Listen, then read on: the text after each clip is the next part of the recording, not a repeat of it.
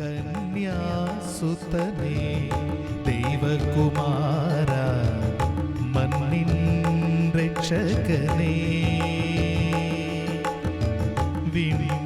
ക്രിസ്തുയേശുവിൻ്റെ നിസ്തുല്യ നാമത്തിൽ ശുഭസന്ദേശത്തിലേക്ക് സ്വാഗതം. വിശുദ്ധ വേദപുസ്തകത്തിൽ യോഹന്നാൻ എഴുതിയ സുവിശേഷം 21 അധ്യായം 13 വാക്യത്തിൽ നാം ഇപ്രകാരം വായിക്കുന്നു: യേശു വന്നു, അപ്പമെടുത്തു, അവർക്ക് കൊടുത്തു. മീനും അങ്ങനെ തന്നെ.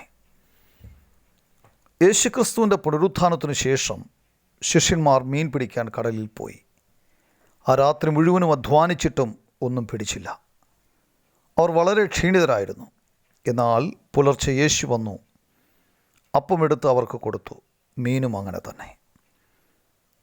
പാപത്തിൻ്റെ പരിണിതഫലമായി മനുഷ്യൻ ഈ ലോകത്തിൽ ക്ഷീണിതരും അവശരും ആശയറ്റവരുമാണ്.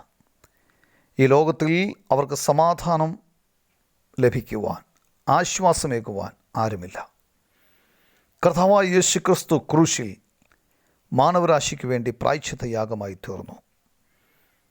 3-ാം ദിവസം മരിച്ചവരുടെ ഇടയിൽ നിന്നും ഉയർത്തെഴുന്നേറ്റു. അവനിൽ വിശ്വസിക്കുന്നവർക്ക് പാപക്ഷമയും രക്ഷയും ലഭിക്കുന്നു.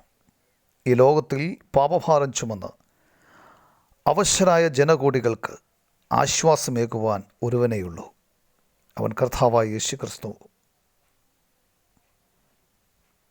കർത്താവിൻ്റെ അടുക്കലേക്ക് ചെന്ന് ആശ്വാസം പ്രാപിച്ച് സമാധാനം പ്രാപിച്ച് രക്ഷിക്കപ്പെടുവാൻ ദൈവം താങ്കളെ സഹായിക്കട്ടെ.